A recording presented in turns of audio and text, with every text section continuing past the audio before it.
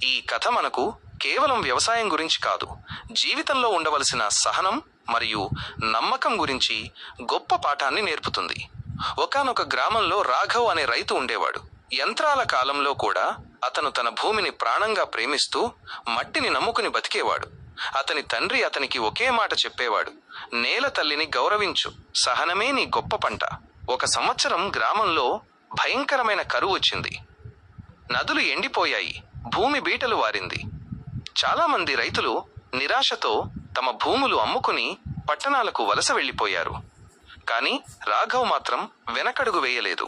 ప్రతిరోజు నీటి కోసం కష్టపడుతూ తన పొలాన్ని కాపాడుకుంటూ వానదేవుడి కోసం నిరీక్షించాడు. అప్పుడు ఒక చిన్న అబ్బాయి రాఘవ్ను అడిగాడు: తాత్కాలికంగా ఏమీ ఇవ్వని ఈ భూమి కోసం ఎందుకింత కష్టపడుతున్నావు? దానికి రాఘవ్ నవ్వి: విత్తనానికి వర్షం పడుతుందో లేదో తెలియదు, కానీ అది మొలకెత్తడానికి ప్రయత్నించడం ఆపదు. మనము అంతే అన్నాడు. చివరికి రాఘవ్ నమ్మకం గెలిచింది. వానలు కురిశాయి, అతని పొలం పచ్చగా మారింది. అతను పండించిన పంటను కేవలం తన కోసమే ఉంచుకోకుండా ఊరిలోని వారందరికీ పంచిపెట్టాడు.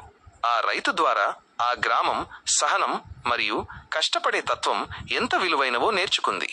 ఈ కథ ద్వారా మనం నేర్చుకోవలసిన నీతి: జీవితంలో కష్టాలు వచ్చినప్పుడు భయపడి పారిపోకూడదు. రైతు తన విత్తనాన్ని ఎలాగైతే నమ్ముతాడో మనం కూడా మన శ్రమను నమ్మాలి. కష్టకాలంలో ధైర్యం, విజయం వచ్చినప్పుడు వినయం కలిగి ఉండటమే నిజమైన వ్యక్తిత్వం. ధన్యవాదాలు. నేను ఇంకా ఏమి చేయగలను?